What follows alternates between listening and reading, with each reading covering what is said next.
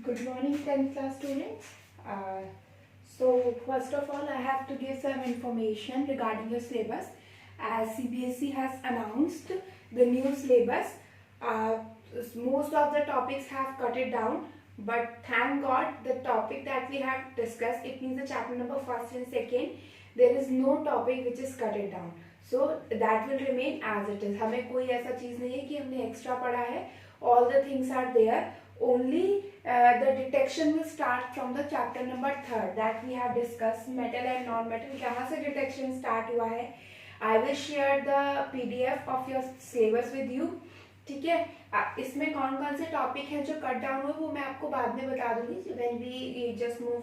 Basically अब इसमें यहाँ पर सिर्फ आयनिक कंपाउंड्स तक रह गया. If you will see to your NCERT book, then after ionic compound metallurgical process was there, extraction of metal.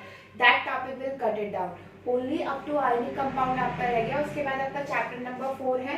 2 or 3 topics only were there that we have to discuss in chapter number 4. तो जो portion cut हुआ है it is from chapter number 3 and more from chapter number 4. बाकी सारे chapter 1, 2 और 5 as it is है. So let us start with the class. In the last class we have discussed about we have start about the properties of metal. First property हमने discuss की थी that is reaction of metal with oxygen. उससे पहले सबसे पहले आपको क्या याद होना चाहिए? reactivity series. reactivity series की हमें जरूरत क्यों पड़ेगी? Because every metal react at a different rate. Her metal का जो reaction rate है वो same speed पे नहीं होता या सेम तरीके से नहीं होता. All metal react at a different state. Like in if you will talk about the reaction with oxygen, तो आपने देखा था potassium and sodium. We keep potassium and sodium in kerosene oil to prevent it contact with atmosphere because they will catch fire. वो fire catch करते हैं, इस वजह से हमें किसमें रखना चाहिए उन्हें? कैरोसिन ऑयल में.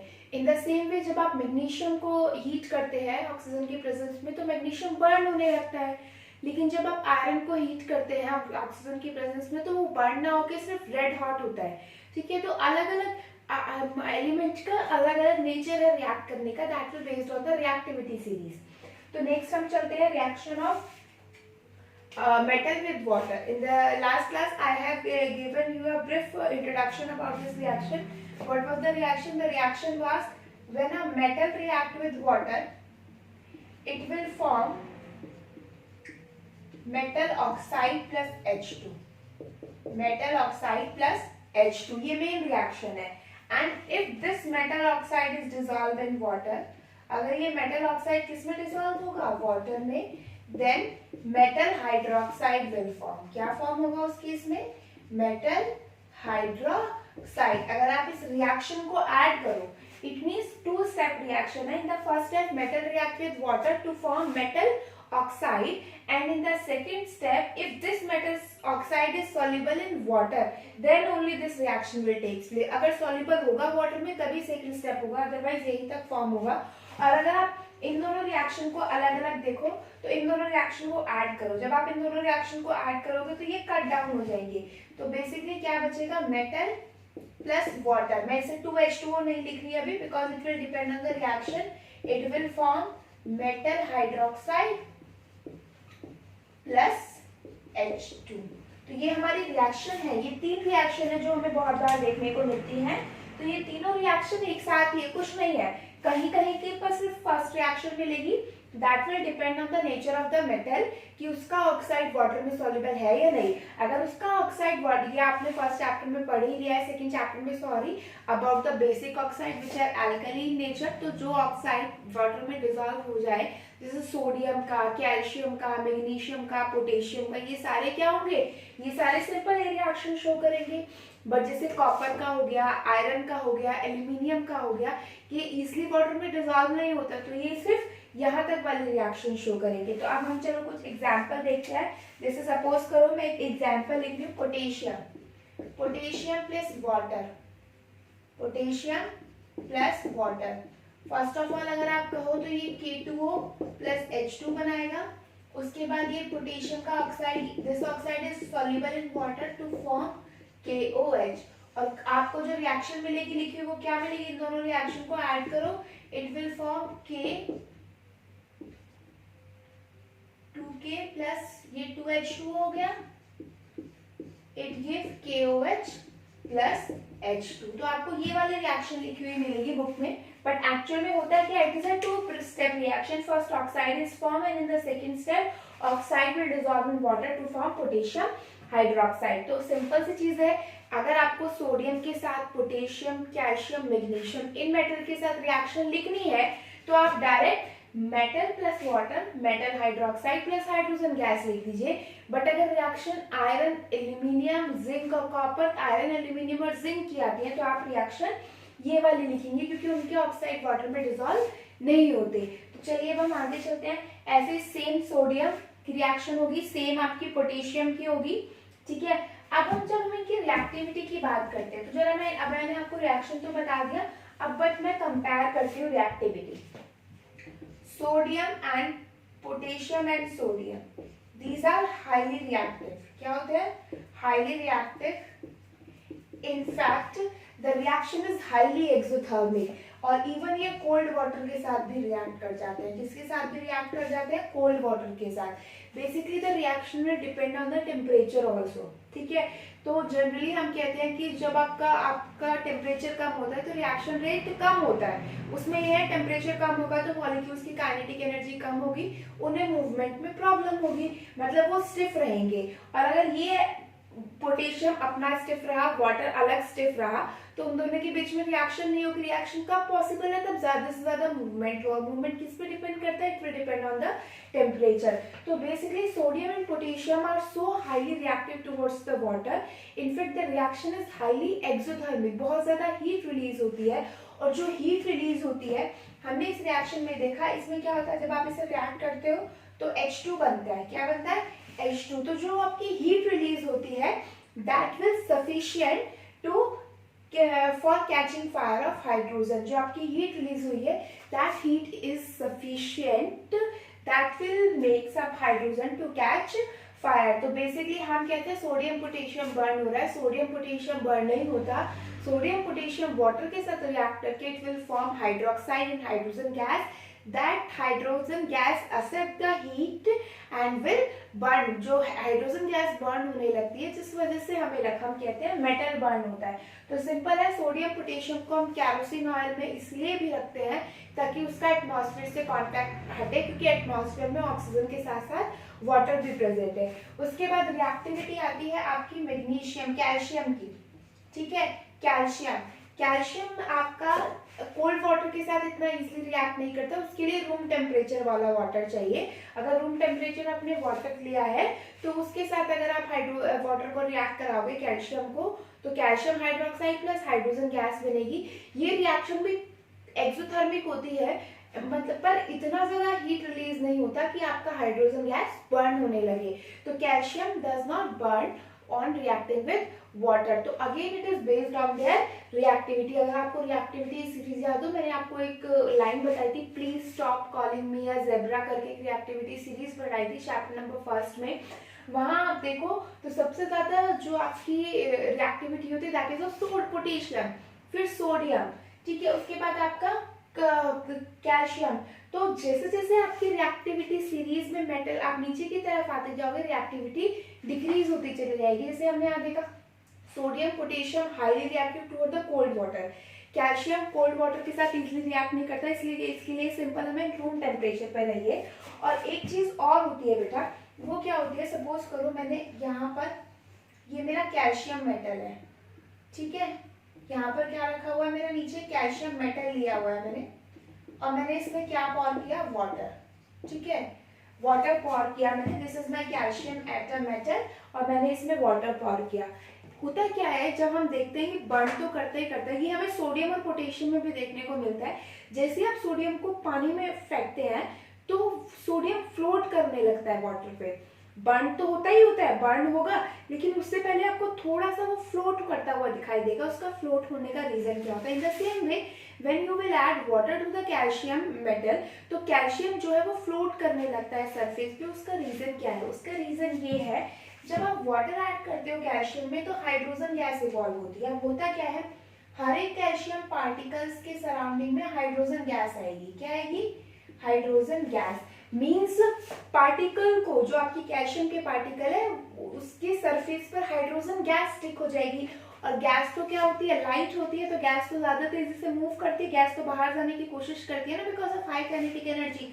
तो वो इतना ज्यादा एक्सटेंड हो जाता है, मतलब बहुत, एक सोचो एक पार्टिकल को बहुत सारे गैसेस के पार्टिकल ने चारों तरफ से सराउंड कर लिया, इट मीन्स गैसेस के पार्टिकल्स की एनर्जी बहुत ज्यादा है, वो खुद तो मूव करेंगे अपने साथ उस मेटल को भी सरफेस पर ले आएंगे। तो रीजन यही होता है that hydrogen gas gets stick to the surface of the metal which cause floating of the metal on the surface। वो अपने साथ ऊपर ले आएंगे ना गैसेस के मॉलिक्यूल, कैल्शियम एटम मेटल को अपने साथ, तो ये रीजन है। तो आई होप इतना क्लियर हुआ।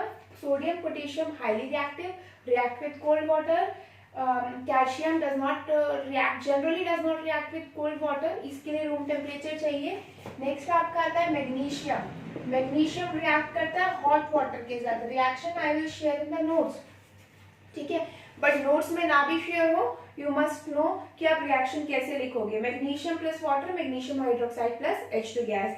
मैग्नीशियम की रिएक्टिविटी और कम हो गई, it will react with hot water. अब जब कैल्शियम ही बर्न नहीं हो रहा तो मैग्नीशियम तो वाटर की प्रेजेंस में बर्न होगा ही नहीं, फायर कैच करेगा ही नहीं, क्योंकि उसकी रिएक्टिविटी और भी कम है। उसके बाद हम लोग आते हैं बेटा on the oxides of aluminium and iron. Iron और एल्यूमिनियम की रिएक्शन, जो आपका आयरन होता है it will react with water, not water but steam. ये किसके साथ रिएक्ट करता है, वाटर के साथ रिएक्ट नहीं करता, ये किसके साथ रिएक्ट करता है, स्टीम के साथ रिएक्ट करता है। आपका जो आयरन है it will react with steam.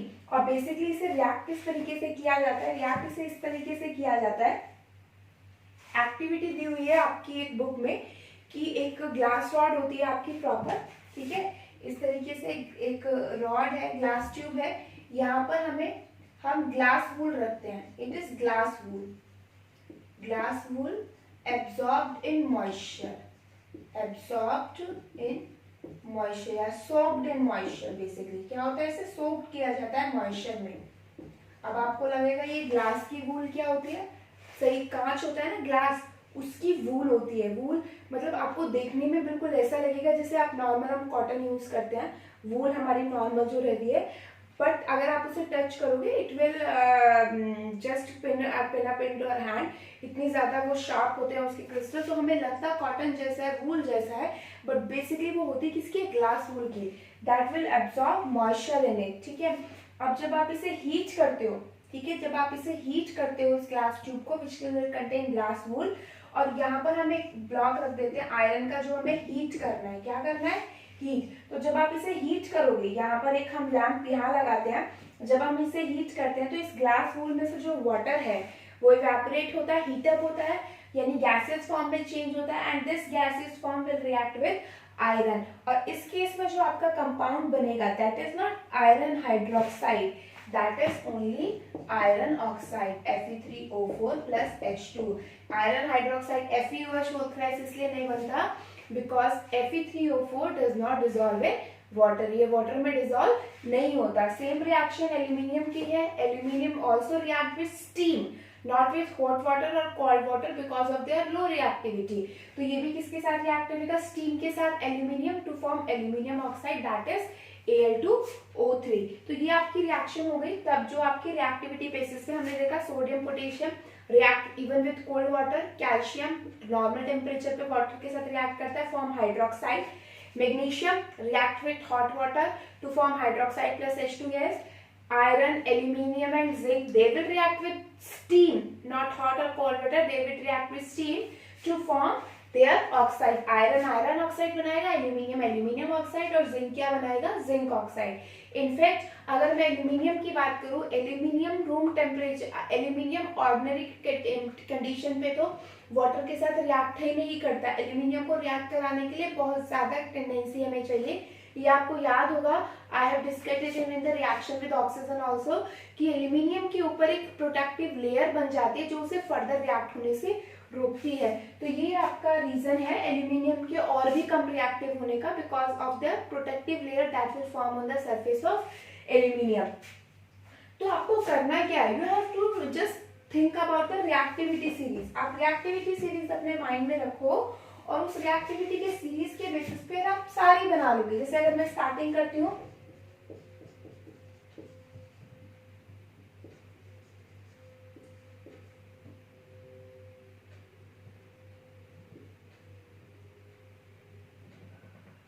इस तरीके से हम लिखते हैं sodium, potassium, calcium, magnesium, zinc और आगे के जो भी मेटल्स हैं आपके, सोडियम हो गया, पोटेशियम हो गया, कैल्शियम हो गया, मैग्नीशियम हो गया, अच्छा सॉरी मैग्नीशियम के बाद आपका आता है एल्यूमिनियम, एल्यूमिनियम के बाद आता है आपका जिंक और जिंक के बाद आता है आपका आयरन, आयरन के बाद आता है लेड, ठीक है।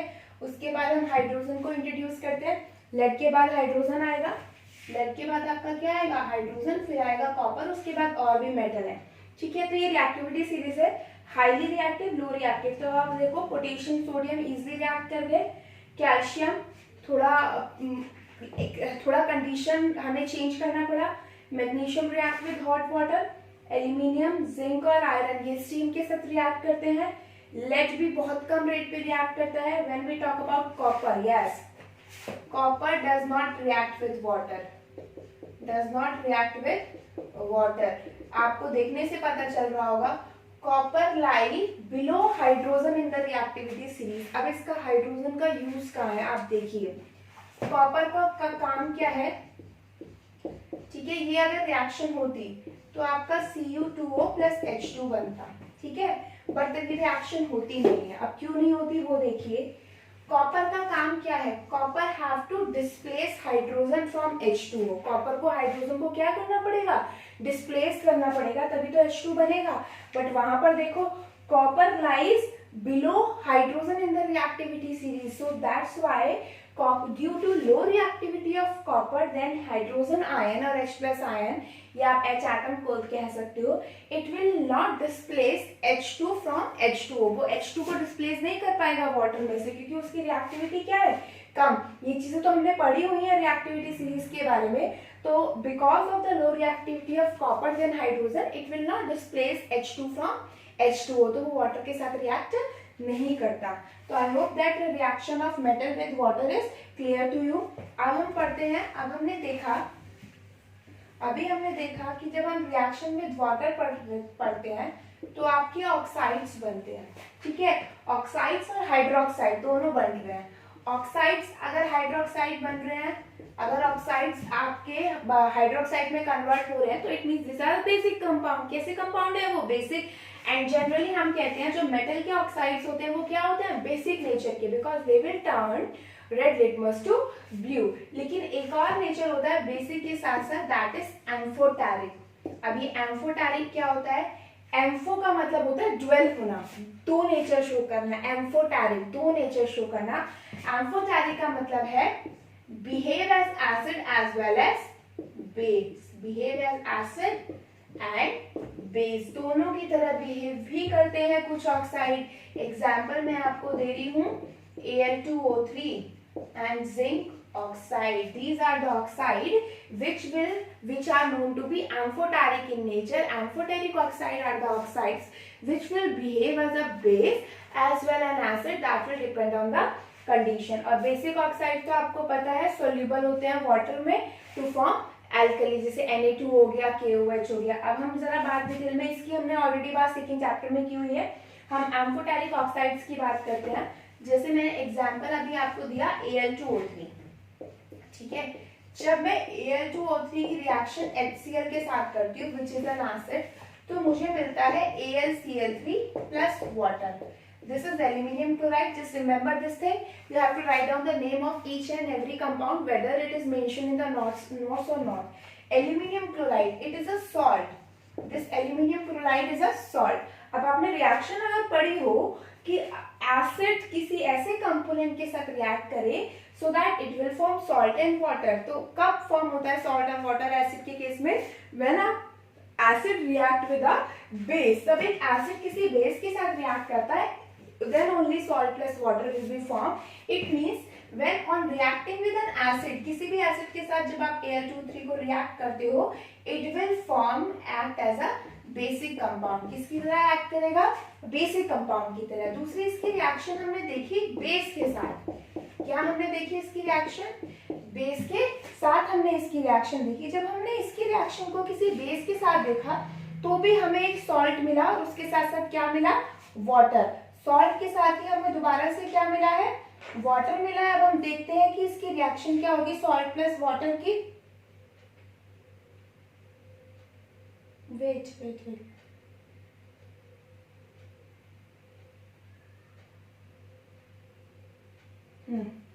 ओके।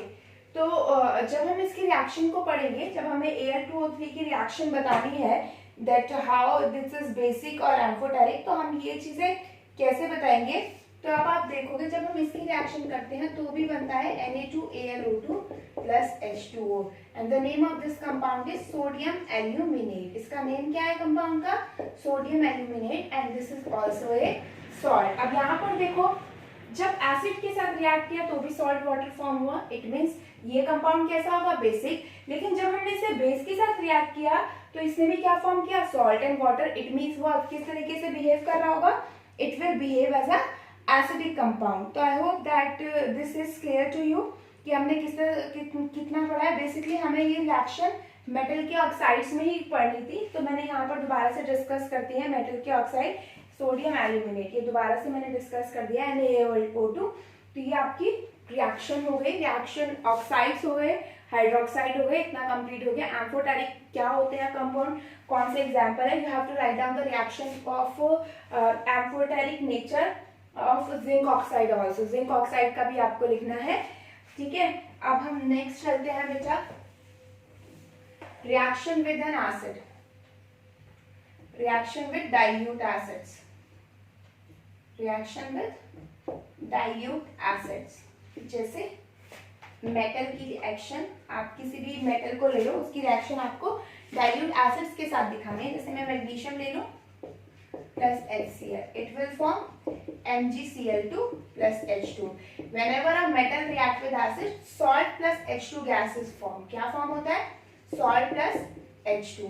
ऐसी रिएक्शन एल्यूमिनियम की आप देख लीजिए, एल्यूमिनियम बैलेंस नहीं कर रही, बैलेंस आप लोग खुद करेंगे, AlCl3 प्लस H2, ठीक है। अब रिएक्शन में लिखती हूँ copper HCl, no reaction again. Now are you able to give the reason, again the reason is aluminium क्या कर रहा है, एल्यूमिनियम एसिड में से H हटा रहा है, क्या हटा रहा है, H को डिस्प्लेस कर रहा है और in the form of H2, उसकी जगह खुद आ गया। लेकिन यहाँ पर इसलिए यहाँ पर भी कॉपर को, हाइड्रोजन को क्या करना पड़ेगा, displace. But as the reactivity of copper is low as compare to H plus ion, so it will not displace H atom from HCl। तो अगेन कॉपर HCl एसिड के साथ रिएक्ट नहीं करता। If you want you can write down the same reaction with sulphuric acid also. जैसे मैं zinc की लिख देती हूँ, zinc plus H2SO4, it will form zinc sulphate plus H2। But इस चैप्टर का मेन बेनिफिट क्या है, the main benefit is that almost all the reaction we have discussed in first and second chapter already। हम बहुत सारी reactions, इन सारी reactions को हम already पढ़ चुके हैं। तो एक तरीके से ये हमारा क्विक रिकैप है ऑफ ऑल द रिएक्शन। तो आपने HCl के साथ रिएक्शन देखी, सल्फ्यूरिक एसिड के साथ रिएक्शन देखी, एक और एसिड के साथ हमारे उसमें है, दैट इज नाइट्रिक एसिड। कौन सा है हमारा, नाइट्रिक एसिड, HNO3, ठीक है। अभी तक हमने देखा जब मेटल एसिड के साथ रिएक्ट करते हैं तो वहां पर सॉल्ट प्लस H2 गैस होता है, ठीक है। यानी कि अगर मेरे पास कोई मेटल है, मैंने उससे एसिड के साथ रिएक्ट किया तो मुझे H2 गैस मिलती है, जिसका मैं डिटेक्शन कर सकती हूँ, ठीक है। But what happened in case of nitric acid, nitric acid लिया, मेटल लिया, रिएक्शन हुई, दिखी, बट हाइड्रोजन इवॉल्व नहीं हुआ। मतलब हाइड्रोजन का जो मैं टेस्ट कर रही थी वो वहां पर ऑब्जर्व नहीं हुआ।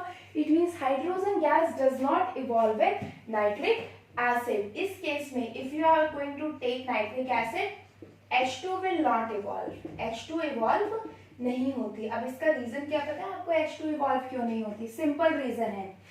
HNO3 क्या होता है, ऑक्सीडाइजिंग एजेंट। कैसा एजेंट होता है HNO3, it is a strong oxidising agent which will convert H2 to H2O।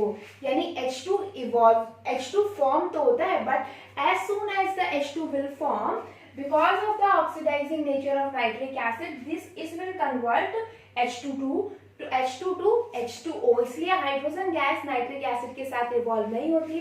Basically reaction में क्या होता है, जब भी आप सॉल्ट को नाइट्रिक एसिड यानी HNO3 के साथ रिएक्ट करते हो, सॉल्ट नहीं मेटल को जब आप रिएक्ट करते हो, it will form salt plus H2O plus some oxides of nitrogen. उसके साथ साथ कुछ नाइट्रोजन के ऑक्साइड्स भी मिलते हैं, बिकॉज आपको पता है अगर ये किसी को ऑक्सीडाइज कर रहा है तो अधिकतर ये खुद भी रिड्यूस होगा। तो HNO3 H2 को तो H2O में ऑक्सीडाइज कर देता है, लेकिन खुद भी रिड्यूस हो जाता है in the oxides of nitrogen. वो हमें ज्यादा डिटेल में नहीं पढ़ने हैं। बेसिकली N2O और NO दो ऑक्साइड लिखे हुए हैं, रिएक्शन नहीं है बट फिर भी मैंने आपको बता दिया है। तो क्वेश्चन रीजनिंग में आता है why H2 gas does not evolve when a metal react with nitric acid. Simple answer is that whenever a metal react with nitric acid, then that because of the oxidizing action of nitric acid, H2 will oxidize to H2O.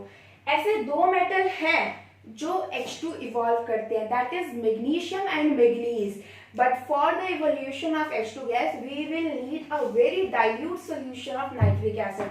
हमें nitric acid का बहुत dilute solution चाहिए अगर आपको H2 gas का evolution देखना है। In case of manganese and magnesium only, ये इनकी रिएक्टिविटी के बेसिस पर है, डिटेल में हम नहीं जा रहे, बस हमें ये दो मेटल याद रखने हैं। Manganese, the symbol is Mn, magnesium का आपको पता है Mg और मैग्नीज का सिंबल Mn। तो these two metals are there which will when very dilute में बहुत ज्यादा डाइल्यूट नाइट्रिक एसिड जब रिएक्ट करेगा तो H2 गैस इवॉल्व होगी। डाइल्यूट होगा नाइट्रिक एसिड तो उसका ऑक्सीडाइजिंग एक्शन कम हो जाएगा। So I hope that this reaction is clear to you. उसके अलावा हमने देखा कॉपर रिएक्ट नहीं करता है एसिड के साथ because of the low reactivity. जब कॉपर ही रिएक्ट नहीं करता तो उसके नीचे के मेटल तो रिएक्ट करेंगे ही नहीं, but there is an compound that is known as aqua regia. क्या होता है? Aqua regia. It is a mixture of nitric acid concentrated, means बहुत ज्यादा concentrated होता है, concentrated nitric acid and HCl in 1:3, यानी HNO3 रेशो HCl, ये क्या होगा 1:3। मैं तो याद इस तरीके से रखती हूँ, मुझे याद रहेगा। मैं देखती हूँ HCl हाइड्रोजन क्लोराइड, मतलब मैं इसे 3 काउंट कर लेती हूँ। क्या काउंट कर लेती हूँ? 3। HCl भाई इसमें तो मैं मान लेती हूँ ज्यादा एलिमेंट हो गए, यहाँ पे C और N है तो अलग अलग नहीं, बट मैं ऐसे करती हूँ कि 3 अल्फाबेट आ रहे हैं। कितने अल्फाबेट आ रहे हैं? 3 अल्फाबेट आ रहे हैं, इसलिए इसका रेशियो भी क्या है? 3। मतलब अगर आप 1 ml नाइट्रिक एसिड ले रहे हो तो for that you have to take 3 ml of concentrated hydrochloric acid to form aqua regia. और ये इतना स्ट्रॉन्ग सोल्यूशन होता है that it can even dissolve gold and platinum which are the inert element. Gold and platinum हम react नहीं करते, अगर react करने लगे तो हम गोल्ड पहनते हैं और सारा टाइम एटमॉस्फेयर में रहते हैं तो कब का डिसॉल्व रिएक्ट कर जाएगा, but basically these element do not react, but aqua regia is even used to dissolve gold and platinum also. ठीक है, तो बेसिकली होता क्या है, जब हम ज्वेलर की शॉप पे जाते हैं ना ज्वेलरी क्लीन कराने, तो काफी बार ऐसा होता है कि कुछ अमाउंट ज्वेलरी का हमारा कम हो जाता है। It is because of simple is that कि उनके पास एक्वा रीजिया सोल्यूशन होता है, वो उसमें ज्वेलरी को डालकर क्लीन तो कर देते हैं, लेकिन क्लीन के साथ वो क्लीन ही कर देते हैं ज्वेलरी को, मतलब कुछ ना कुछ पार्ट उसमें गोल्ड का आपका या आपकी ज्वेलरी का डिसॉल्व हो जाता है। तो इसीलिए हम एक्वा रीजिया को बोलते हैं सुपर एसिड की तरह बिहेव करता है, not known as super acid, but आप कह सकते हो even gold and platinum metal can be easily dissolve in this aqua regia solution. तो ये आपकी रिएक्शन हो गई, रिएक्शन विद एसिड्स, हमारी एसिड की रिएक्शन हो गई। हमारी रिएक्शन किसकी हो गई? अब एसिड की हमने पढ़ ली, reaction of metal with oxygen पढ़ लिया, वाटर पढ़ लिया। नेक्स्ट आपका जो रिएक्शन है that is reaction of metal with salt solution of another metal. अब इसको मैं आपको पढ़ाऊंगी नहीं, I will just share the notes with you because these reaction we have studied in chapter number 1 displacement reaction. वहां हमने पढ़ा है बहुत अच्छे से डिस्प्लेसमेंट रिएक्शन के बारे में, वही सेम चीज यहाँ पर अप्लाई होगी। और उसके बाद रिएक्टिविटी सीरीज है, रिएक्टिविटी सीरीज मुझे कुछ बताने की जरूरत नहीं है। आई थिंक आपको कोई कंफ्यूजन है तो आप पूछ सकते हैं, बिकॉज फर्स्ट चैप्टर में बहुत हमने रिएक्टिविटी सीरीज और डिस्प्लेसमेंट रिएक्शंस में बात की है, वहां मैंने सारा आपको समझाया भी था। ठीक है, तो वहां पर आप देखोगे तो वो रिएक्शंस आपको खुद करनी आएगी। उसके बाद एक टॉपिक इसमें बचेगा इसकी रिएक्शंस के केसेस में, अब उसके बाद हमारा नॉन मेटल की रिएक्शन, वो 2-3 रिएक्शन है, then when comes to ionic compound. Okay, thanks for today's class बेटा.